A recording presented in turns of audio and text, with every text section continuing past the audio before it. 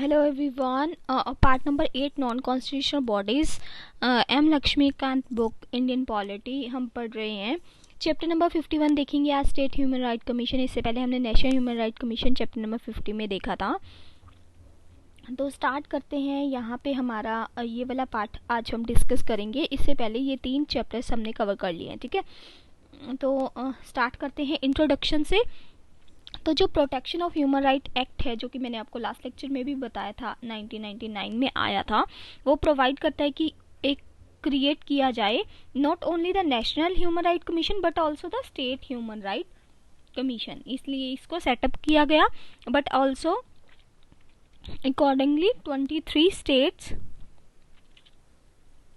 जिसने ये state human right commission जो है वो कॉन्स्टिट्यूट किया है through the official gazette notification. तो आपको ये टर्म लर्न करनी है.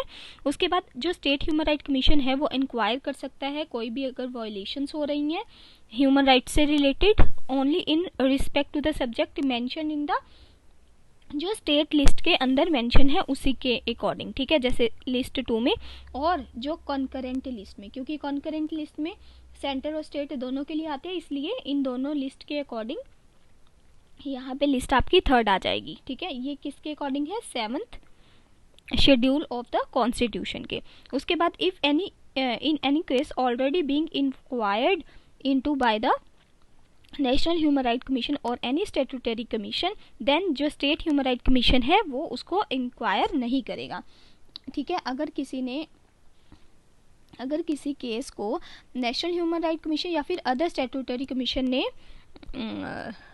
इंक्वायर किया है तो उसको state human right commission inquire नहीं करेगा. तो ये सारा इंट्रो में आपके पास आ गया. अब हम बात करते हैं कंपोजिशन की. हाँ जी, तो यहाँ पे ये है कि जो स्टेट ह्यूमन राइट कमीशन है, जैसे कि नेशनल ह्यूमन राइट कमीशन हमने देखा था एक मल्टी मेंबर बॉडी है, तो ये भी एक मल्टी मेंबर बॉडी है. ठीक है, इसके अंदर एक चेयरमैन होगा या फिर चेयरपर्सन और 2 अदर मेंबर्स होंगे. ठीक है, और ये जो चेयरपर्सन होगा ये कौन हो सकता है? आपका retired CJ of high court. और जो मेंबर होंगे वो कौन हो सकते हैं? रिटायर्ड जज ऑफ हाई कोर्ट और डिस्ट्रिक्ट जज भी हो सकते हैं. डिस्ट्रिक्ट जज जो कि स्टेट्स के होते हैं आपके, with in the 7 years experience उनका होना चाहिए. ठीक है, एज द डिस्ट्रिक्ट जज, और ऐसा पर्सन जिसको नॉलेज हो, एक्सपीरियंस हो ह्यूमन राइट्स के ऊपर. ठीक है, तो ऐसे बंदे जो है वो मेंबर बनने के लिए एलिजिबल है. तो जो चेयरपर्सन है और जो मेंबर्स है उसको कौन अपॉइंट करेगा? यहाँ पे गवर्नर करेगा, क्योंकि नेशनल वाले में प्रेसिडेंट अपॉइंट करता था. तो यहाँ पे आपका गवर्नर जो है on the recommendation of the committee consisting of the कौन. अब गवर्नर को कौन मतलब रिकमेंड करेगा कि इस बंदे को मेंबर या चेयरपर्सन लगाना है?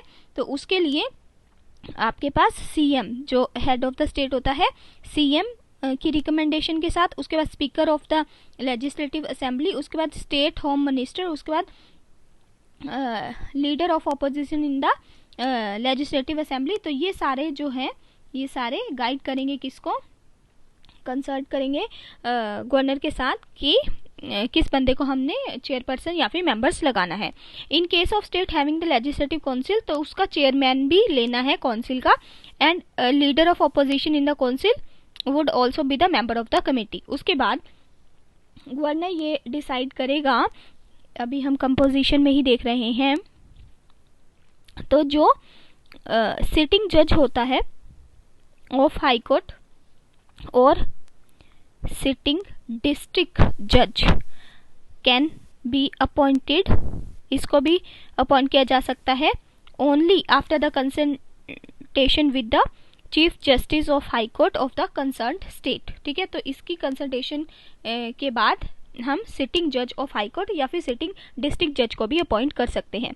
उसके बाद जो चेयरपर्सन है और जो 2 मेंबर्स हैं वो कब तक होल्ड करेंगे ऑफिस को? 5 years और 70 years which ever is the earlier. ठीक है, उसके बाद ये फर्दर क्योंकि हमने लास्ट लेक्चर में भी देखा था नेशनल ह्यूमन राइट कमीशन में, वहाँ पे भी 5 ईयर्स थे और 70 ईयर थे, जो भी पहले होगा, तो यहाँ पे भी सेम ही है कंडीशन, ठीक है। और ये एलिजिबल नहीं है for further employment under state government और द सेंट्रल गवर्नमेंट।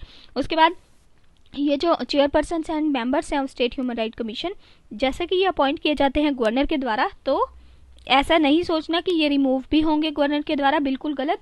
क्योंकि अगर ये अपॉइंट होते हैं ना गवर्नर के द्वारा, तो ये रिमूव कैसे होंगे, प्रेसिडेंट इनको रिमूव करेगा। ये चीज़ बस ध्यान रखना, ये चीज़ इंपॉर्टेंट है यहाँ पे, ठीक है।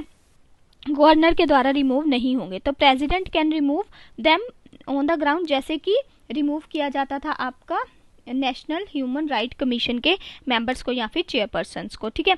अब इसके क्या कंडीशंस हो सकती हैं कि इसको रिमूव किया जाए, वही इंसॉल्वेंट हो सकता है, ठीक है, या फिर बैंकरप्ट आप बोल सकते हो, ऑफिस ऑफ प्रॉफिट वाला कंडीशन, ठीक है। उसके बाद अनफिट अगर लगे उसको, ठीक है, माइंड एंड बॉडी से। उसके बाद unsound mind and stand declared by the competent court, ठीक है, अनसाउंड माइंड, ठीक है। उसके बाद convicted and sentence to imprisonment, offence के लिए इम्प्रिजनमेंट हुआ हो, तो ये सारी वो कंडीशन है जिसके बेसिस पर इनको मतलब chairperson of the state human right commission या फिर इनके मेंबर्स को हटाया जा सकता है।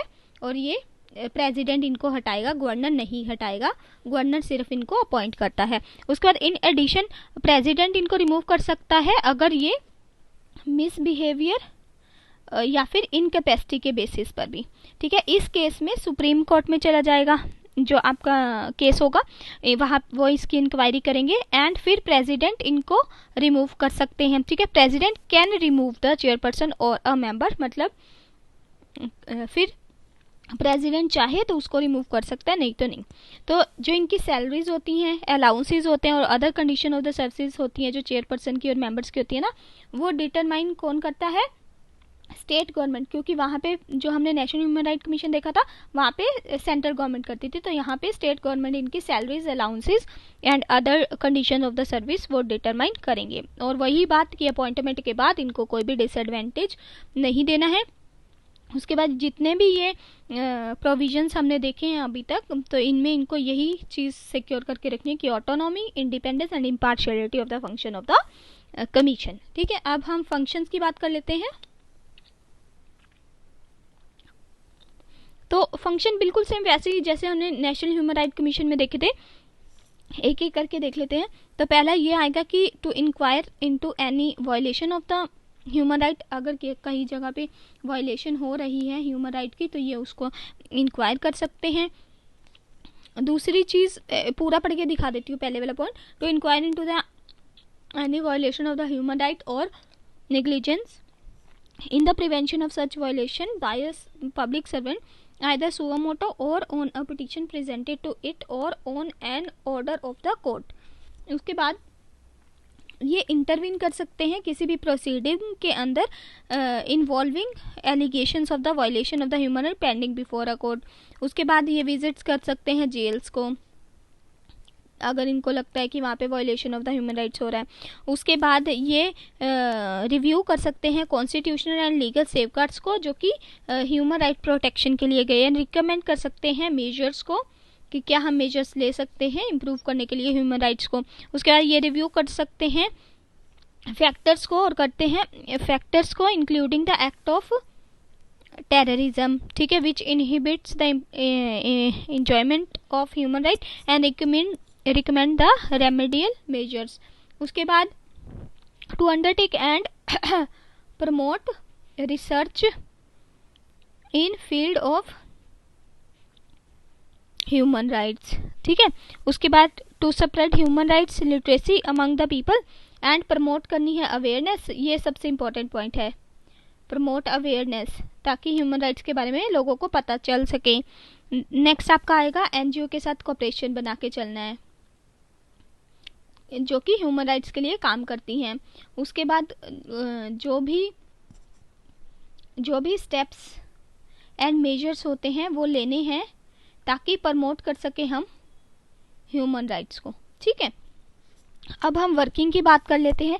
ये सारे स्टेप वही थे जो कि नेशनल ह्यूमन राइट्स के थे, बस ये स्टेट में है वो सेंटर पे थे, ठीक है। उसके बाद वर्किंग ऑफ द कमीशन देख लेते हैं। इसमें जो कमीशन है उसके पास ये पावर है कि वो इन्वेस्टिगेट कर सकती है, और इसके पास जो है वो सिविल राइट्स होते हैं, सिविल कोर्ट के राइट्स होते हैं, and proceedings have a judicial character, ठीक है। और it may call for information और report from the state government और any other authority subordinate thereto. उसके बाद जो कमीशन है उसके पास 1 ईयर के बाद का कोई केस है अगर, तो उसको सॉल्व करने की पावर नहीं है, क्योंकि वो एक्सपायर माना जाता है इस केस में। उसके बाद कोई भी वायलेशन हो रहा है अगर, तो ये उसको इंक्वायर कर सकते हैं with in the 1 year of its occurrence, ठीक है।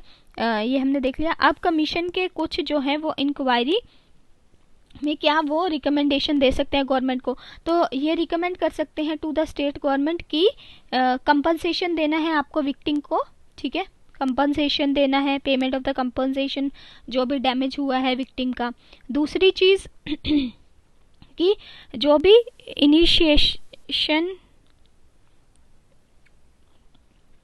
of the proceeding है for the prosecution or any other action taken against the guilty of public servant, तो उसके बारे में रिकमेंड कर सकते हैं ये किसको, स्टेट गवर्नमेंट को। थर्ड पॉइंट कि ये रिकमेंड कर सकते हैं स्टेट गवर्नमेंट को कि ग्रांट ये दे इमीडिएट रिलीफ के लिए टू द विक्टिम।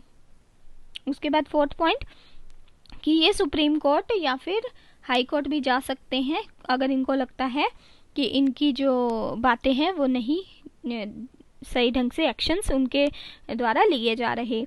उसके बाद ये यहाँ से हमें ये पता चल गया कि इनकी ये जो इनका नेचर है वो रिकमेंडरी नेचर है, एडवाइजरी नेचर है, ठीक है। क्योंकि इनके पास कोई पावर नहीं है पनिश करने की violators of the human right, और ना ही ये किसी को वोट दे सकते हैं, किसी भी रिलीफ दे सकते हैं, चाहे वो मॉनेटरी रिलीफ क्यों ना हो विक्टिम को।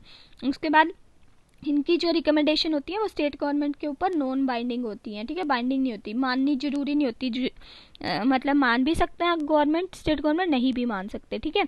It should be informed about the action taken on it's recommendation with in 1 month. 1 month के अंदर अंदर इनको बताना भी होता है कि इन्होंने इनकी रिकमेंडेशन को माना या नहीं माना, और अगर नहीं माना तो उसका रीज़न भी देना होता है कि क्यों नहीं माना, ठीक है। उसके बाद इनको अपनी जो एनुअल रिपोर्ट होती है वो किसको सबमिट करवानी होती है, स्टेट गवर्नमेंट को, क्योंकि हमने नेशनल ह्यूमन राइट में देखा था वहाँ पे उनको सेंटर गवर्नमेंट को करवानी होती थी। और फिर ये जो स्टेट गवर्नमेंट होती है वो स्टेट लेजिस्लेचर के आगे ये रिपोर्ट रखती है और मेमोरेंडम ऑफ एक्शन लेती है जो भी रिकमेंडेशन कमीशन के द्वारा दी जाती हैं। और अगर मान ली तो 1 मंथ के अंदर रिपोर्ट, जैसे कि मैंने आपको पहले ही बताया, और नहीं मानी तो रीज़न देना होता है कि क्यों नहीं इनके द्वारा इनकी रिकमेंडेशन को माना गया। उसके बाद अब हम बात कर लेते हैं ह्यूमन राइट कोर्ट्स की। बस एक छोटा सा टॉपिक रह गया, हाँ जी। तो यहाँ पे protection of human right act जो कि 1993 में आया, वो प्रोवाइड करता है for the establishment of the human right courts every district के अंदर, ठीक है। ये क्यों, कि स्पीडी ट्रायल हो सके, speedy trial of violation of human rights. और ये जो कोर्ट सेटअप की जाएंगी ये किसके द्वारा की जाएंगी, कोर्ट सेटअप स्टेट गवर्नमेंट के द्वारा, only with the concurrence of the CJ of high court of the state. तो इसके साथ कंसल्ट करके स्टेट गवर्नमेंट इनको एस्टेब्लिश कर सकती है। For every human right courts the state government specifies a public prosecutor or appoints an advocate who has practiced for 7 years as a special public prosecutor। तो public prosecutor जो है ये मैंने NCERT जो कवर की है ना उसमें बेसिक्स में जाके मैंने ये बता रखा है, ये जाके प्लीज़ आप बेसिक्स भी पढ़िए, ठीक है, NCERT जो है। तो यहाँ पे आपको ये भी याद रखना है कि एवरी ह्यूमन राइट कोर्ट के लिए जो स्टेट गवर्नमेंट है ना, वो पब्लिक प्रोसिक्यूटर को भी, या फिर आप बोल सकते हैं एडवोकेट को भी अपॉइंट कर सकते हैं, जिसको 7 ईयर्स हो गए हो प्रैक्टिस करते हुए, तो उसको as a special public prosecutor वो अपॉइंट करेगी गवर्नमेंट। ठीक है, तो ये सारा था हमारा ह्यूमन राइट्स के ऊपर, जो कि स्टेट ह्यूमन राइट कमीशन था। अब नेक्स्ट लेक्चर में हम सेंट्रल इंफॉर्मेशन कमीशन पढ़ेंगे। Okay, thank you.